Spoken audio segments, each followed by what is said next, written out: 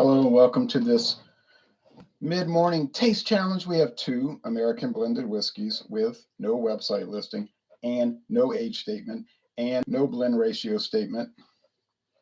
Both are whiskeys with natural flavor added, and this one says caramel color added. I don't know about the other one, probably so. It doesn't make that statement. And they're both bottled in Kentucky, and they're both very inexpensive. Here is Quality House. Okay. Introduced in 1980. They don't even have a trademark on here. They don't even bother trademarking it.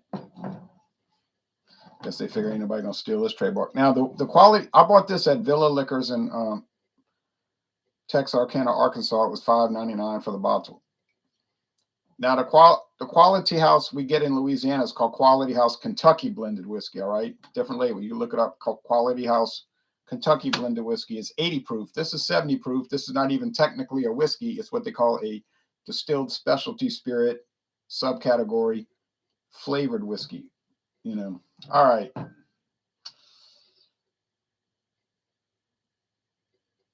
Our signet of quality. Well, you know, I thought at 70 proof I would get it right every time, but I've gotten it wrong three times. Three times I thought I had it right and I got it wrong. So this thing is better than I had thought. I'm not saying it's really that good. It isn't. But I thought it was just going to be a wipeout. And in blind taste test hasn't been the case. Here's Gran Legacy American Blend. Blended whiskey with natural flavors, 40% alcohol by volume. Now they said that the trademark was first used in 2006. But the funny thing, doesn't look like any trademark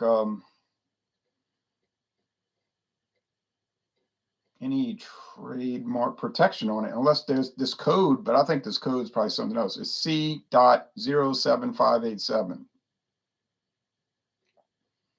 Never seen that. It's a crown, but they both have crowns, and they're not the king of anything or the queen. They both wear crowns. This is showing a copper pot still with a open flame. Sure. American blend, blended whiskey with natural flavors. If you haven't been to CVS Pharmacy, then you haven't seen this because this trademark is owned by the, even though I say it's not a trademark, it's owned by the CVS Pharmacy. I bought this at CVS Pharmacy. It's $11.99, but they had it on special for $10.99. $10.99 for this handle bottle. So if you translate it down to the regular bottle size, they're about the same price.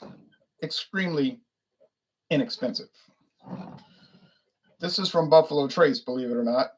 The Sazerac Company, owners of Buffalo Trace, produced this for CVS Pharmacy.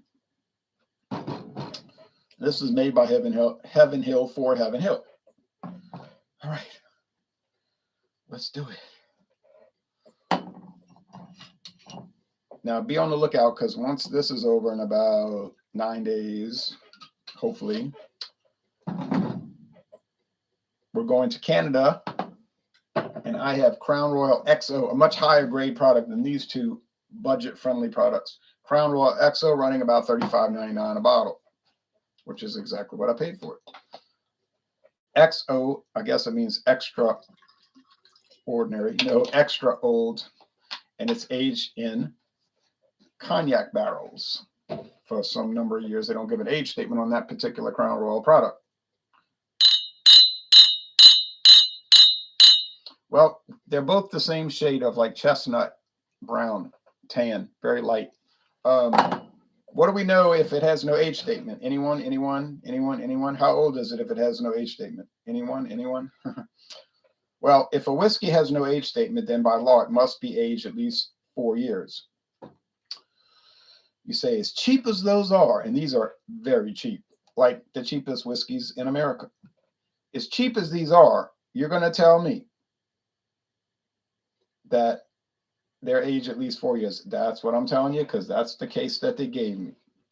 I bought the handle bottle, but you can find these in glass liter bottles, assuming that your local CVS Pharmacy cares to stock those. It's all up to them where they want to stock.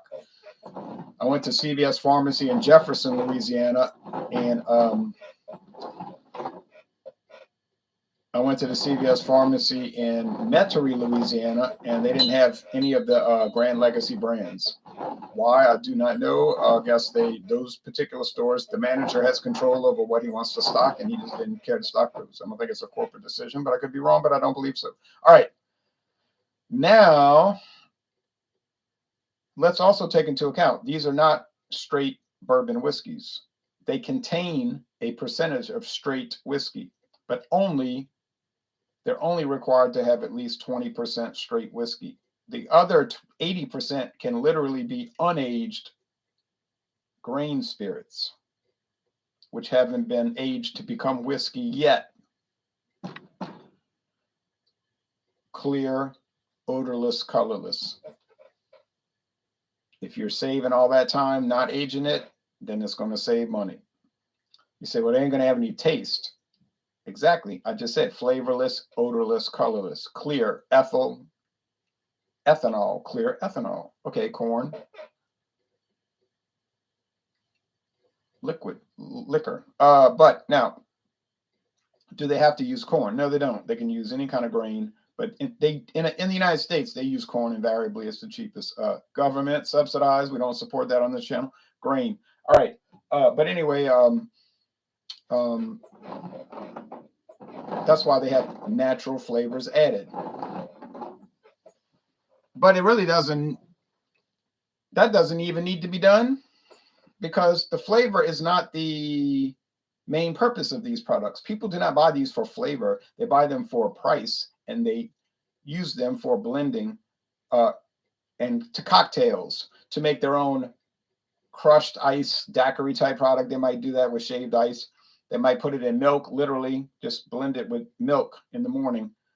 Hopefully not too much. But somebody told me his grandmother likes to drink whiskey and milk. Okay, fine. I don't know what that would taste like, but maybe like Irish cream, because kind of the same concept. But you're not going to buy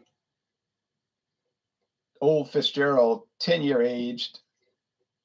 You're not going to buy Pappy Van Winkle and put it in milk, right? Because you paid all this money so you could make it taste like milk with a little alcohol backdrop. No, you're going to take something cheap like this, and it'll probably work fine. You say, well, I like to put my whiskey in pineapple juice. Okay, these will be perfect.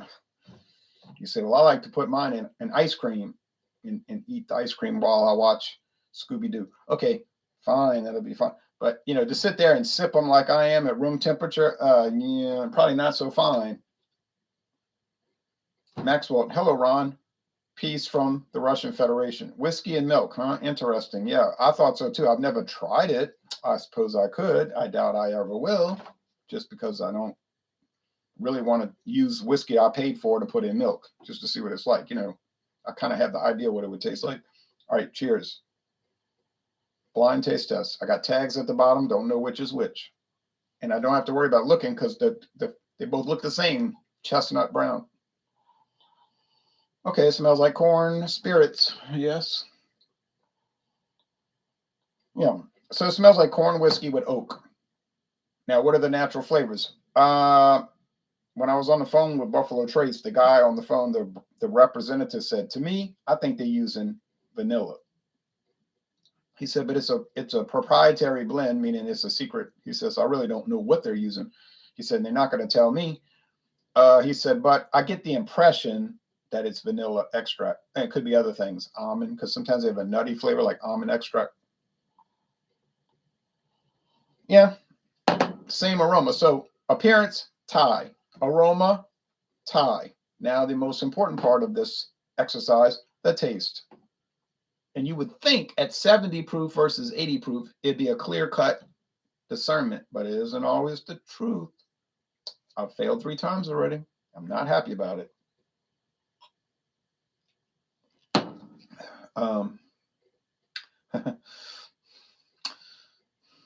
Yeah, it's just corn.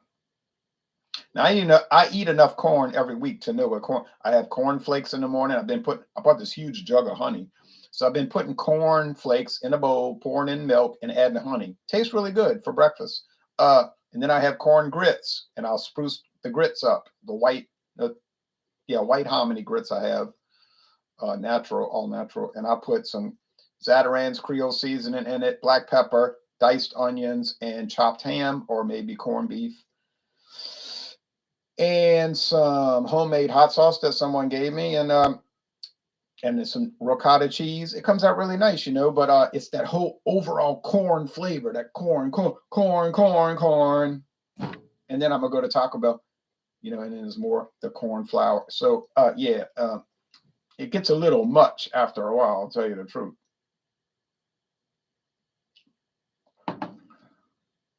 Yeah, same thing. But this one has a little more nuttiness. And it's like pecans or walnuts or almonds. I do not know, but it's something like those. And that is a calling card for Gran Legacy. Because I noticed when I first tried Gran Legacy, you like the name? When I first tried it, I thought it was like a little heavy-handed on the nut oil. Would they be allowed to add nut oil to whiskey and sell it? Yeah, because it's a natural flavoring, right? You say, well, no, it's not natural. Well, it would be natural if you took nuts and you extracted flavoring from them. It would be natural flavoring because it came from a natural product. Okay. That was my basis of argument with the guy at work. He would say, oh, it's not really true. They're not really natural. I said, how so? Oh, I know a lot about it. That was his evidence. I know a lot about it. I said, well, I was reading the Food and Drug Administration website, and they said, you can't believe all that. I said, oh, okay. Then I just stopped the conversation. I don't discuss stuff like that with people that have that kind of attitude. They'll tell you there's a bridge to Hawaii. You say, well, there's no bridge to Hawaii. Oh, yes, there is. How do you know that? I know somebody. Oh, who? Just a friend of mine. Then you just end the conversation because you don't need to spend your time in La La Land dealing with Lulus.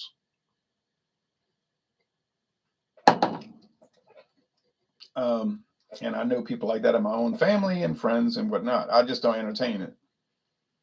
Yeah, this is heavy on the nut oil. Now, one thing, are they heavy on like off flavors or nasty flavors? I have to admit they aren't. As cheap as they are, you really want to slam them. Like you want to say, yeah, I'm just going to go off on these products and just talk dog on them, trash, filth, garbage, and so forth. But they really aren't like that. I have to admit it. I'm not saying I'd recommend you go out and buy them. No, but they're really not bad. Okay. I mean, think about what the ingredients are. Water, corn. I don't know if it's liquid corn, like corn syrup. I don't know if it's corn grits. I don't know if it's corn flour. I don't know if it's cornmeal. You know what? I really don't know. But it says corn. The regulation said it has to be corn. Now, it doesn't detail the format of the corn, you see. It doesn't say granulated or anything like that. So you could imagine they could use anything they want. Okay, the other 49% could be any other kind of grain. So whatever they want to use, wheat, barley malt, rye, I don't know. Then the main 80% of this whole concoction, I'm talking about that 20%, is going to be grain neutral spirits. Once again, corn. Doesn't have to be, but in the United States, it always is, pretty much. So those are natural products. Well, he said genetically modified. Well, yeah, modified, not created. And then natural flavoring. So the whole thing is natural. There's no additives or preservatives. Additives in the sense of flavoring and caramel coloring, yes, but no additives in the sense of like sodium citrate and things you're thinking of.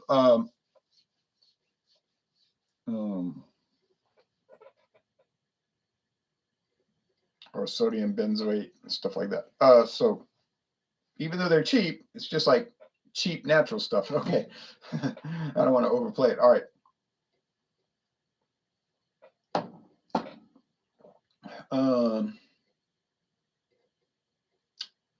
I don't think you would give this to somebody and that they would think it's bourbon. I really don't. It's too light. Like they would not think, oh, that's must, if you gave it to them blind, I don't think they'd say, what kind of bourbon is this? No. But they might say, oh, this must be Canadian whiskey. Oh, well, now you see, is Canadian whiskey very different from American blended whiskey? Not really different, except for one important feature, that the Canadian whiskey must be aged at least 3 years. All the ingredients, all the way. So they couldn't add unaged grain spirits. Illegal. Well, they can add grain neutral spirits. That's no problem. It just has to be aged at least 3 years. At which point it now becomes whiskey. In the United States, it doesn't even have to age 3 years to become whiskey. It could age theoretically 6 months in new charred oak barrels. Then it's bourbon.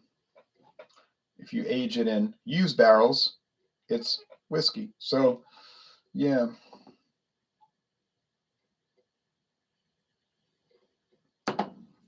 These are very similar to Canadian whiskey. And Canadian whiskeys usually have flavoring added, so there's another similarity. The main difference is a line, an arbitrarily drawn line separating the United States from Canada, and that one legal qualification of the aging. Okay, which theoretically makes a difference. I say theoretically because a lot of times they're aging Canadian whiskey in used barrels that could be 30, 40, 50 years old. They've lost all their char, and it's just a wood container. But they probably get smoothed out, might take on some wood character, you see. So that is an important difference. But if somebody tells you Canadian whiskey is nothing more than brown vodka, never, ever listen to that person because they are ignorant. Maybe willfully ignorant, but I doubt it. They're probably just ignorant.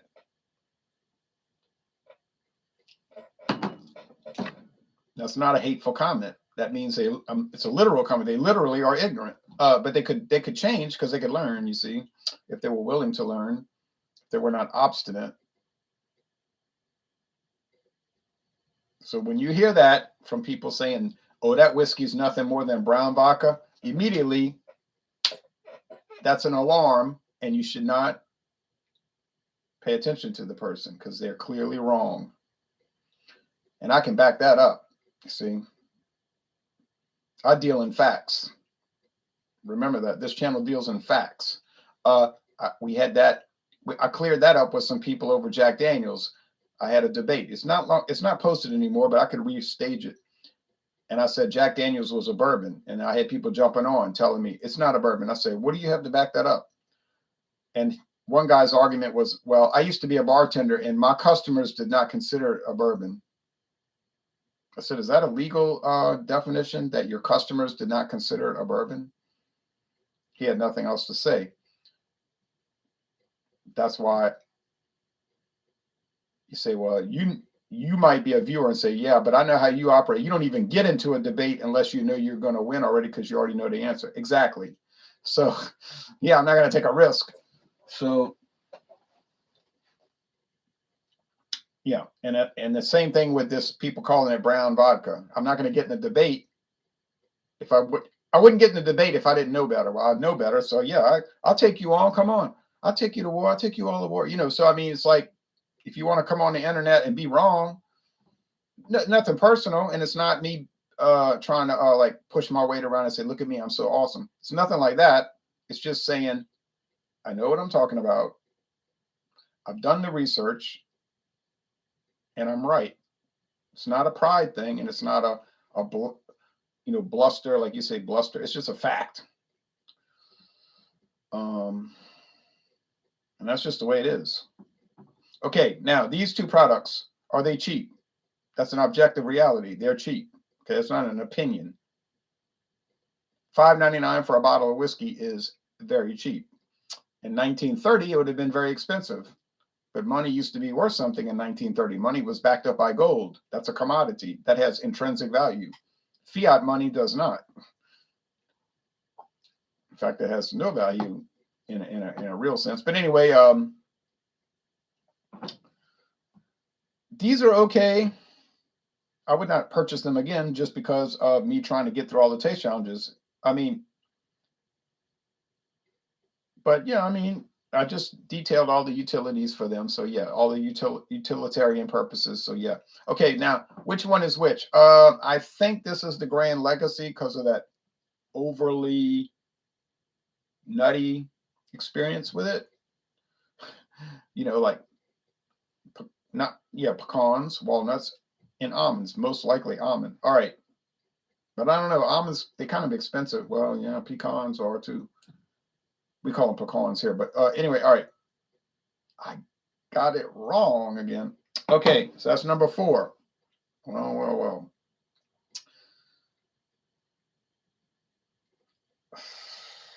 This is not trending well.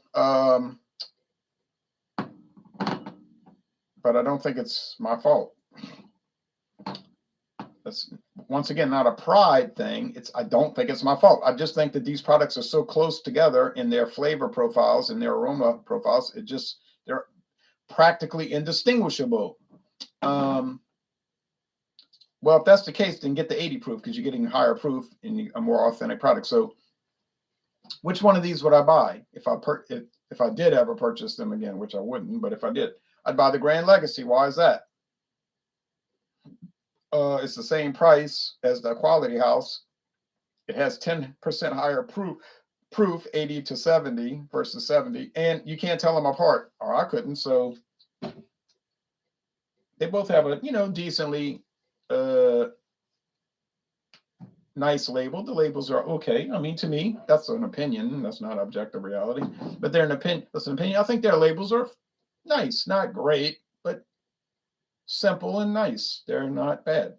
Not bad at all. All right. So, and they come from 2 credible companies. These are companies that put out like extraordinarily expensive whiskey.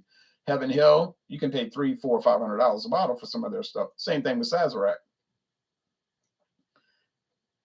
I went to Sazerac House and they had a bottle of whiskey for $49.99. He said, that's not a lot. $4,999. Yeah, $4,999. It's called Last Drop, and each one is a vintage. It was a 1971 vintage. So they put out bottles of whiskey that cost thousands of dollars, and then they turn around and put out this stuff, which isn't even $10. So, which is a smart way to do it because you're covering the low level, the mid range, which is the majority of your sales. Elijah Craig, Evan Williams,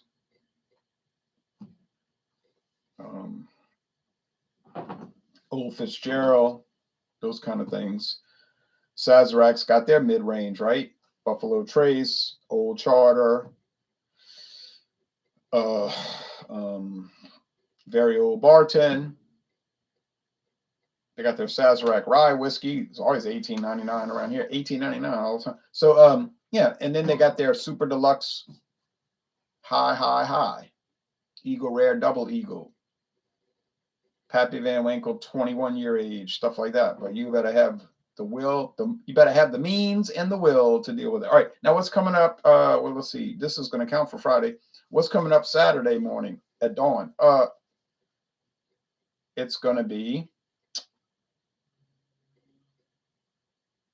a very interesting product. It's going to be Heaven Hill. Now, this one, I'll guarantee it. I will not get this wrong. That's impossible. It cannot happen. It will not happen. I will not get this wrong. There is no chance of that. Okay. It won't be a challenge. So if you don't want to watch, I won't take it personally. All right. I understand. It's going to be Quality House versus Four Queens. Four Queens 101. Yeah, there is no way I'm going to get it wrong if I have 101 proof blended whiskey from Pennsylvania versus 70 proof. That's not any risk. There's no, how do I speak? There's no risk involved. A very unusual product. I've only found it once, but I always see it there at Martin Fine Wine and Spirits in Metairie, Louisiana. Martin Fine Wine and Spirits. It's called Four Queens. Got 4 cards on it, playing cards on the label. It's bottled in Philadelphia, and it's used up there in the eastern Pennsylvania counties to make a holiday season, Thanksgiving, Christmas, New Year, holiday season blend called Boilo. It's a cocktail, a homemade cocktail called Boilo, Boilo, Boilo. And there's videos all over YouTube about how to make Boilo. And the thing they always use, people all over Pennsylvania buy it like mad too. The company says, man, we make so much money off of Pennsylvania Dutch eggnog and the doggone Four Queens. And I got it. It was $11.99 and I got it. And I'm glad I bought it because it is one of the best American blended whiskeys you can get. It rivals Seagram 7 Crown. I wouldn't say it wins, but it rivals it. So if you ever see Four Queens 101, go for it. All right, thank you, and I'll see y'all soon. Oh, anybody want to see what's coming up pretty soon on a solo review, and then it's going to be in Taste Challenges? Anybody? Let me know. I'll count it down to 0. I got a very interesting Canadian whiskey coming up, and I cannot wait to try it. So it's coming up, but we're going to count down going once. We're going to count down going twice. We're going to count down going 3 times, and it's gone. Okay, so you'll have to wait to see what Canadian whiskey is coming up, but it's going to be oh so very interesting. And that is going to be January 2023, my newest Canadian whiskey, and I can't wait. All right, y'all take care now.